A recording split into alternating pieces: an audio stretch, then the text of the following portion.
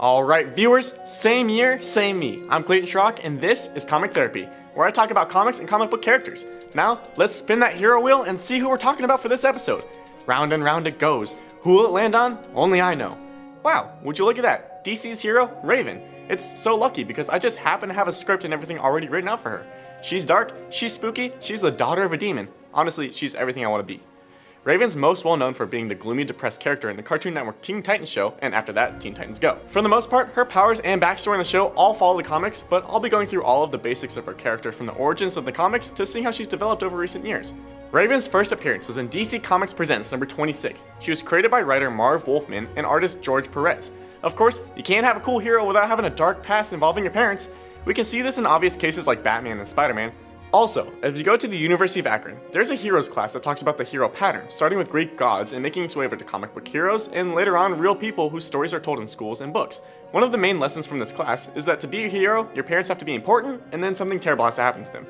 That's why I'm a failure and a disappointment. I'm doing this for my mom and pops. I need to protect them. Anyways, Raven's story, like most DC characters, can be directly related to some Greek mythology stories. Her dad is an interdimensional demon named Trigon, and her mother is a human from Gotham named Arella. This is similar to Perseus or Hercules, actually called Heracles, or even the story of Hades kidnapping and marrying Persephone. Now, her dad is a big baddie. I'm talking big the cat size, but more evil than Thanos with that snap. Upon her birth, Raven received demonic powers directly tied to her emotions. Raven was born into an alternate dimension where a mystic leader called Azar taught her how to control her emotions to ensure that her demonic energy would not take over her. Raven would later ask the Justice League to help her defeat her father, but they refused because they were scared of Raven's powers. She then turned to the Teen Titans, who would later trap Trigon in an interdimensional prison. Trigon would escape this prison and possess Raven's body. The Teen Titans were forced to kill Raven. After Trigon was finally defeated, Raven rose from the ashes and was finally pure of her demon father. It's such an emotional story. Finally free of her emotions, Raven was able to experience emotions for the first time, and she discovered she could sense and control other people's emotions. Speaking of controlling other people's emotions, let's jump right into Raven's full powers and how she uses them. One of Raven's most powerful abilities is something she calls her soul self. This is a dark, shadowy projection of energy that takes the shape of a bird, a raven, you could say. If you've ever watched My Hero Academia, it looks pretty similar to the power of that of Tokiyami. Sorry Kyle, that's the only time I talk about anime, I promise. Anyways, using this energy projection, Raven can teleport and travel short distances, as well as use it to take over and subdue enemies.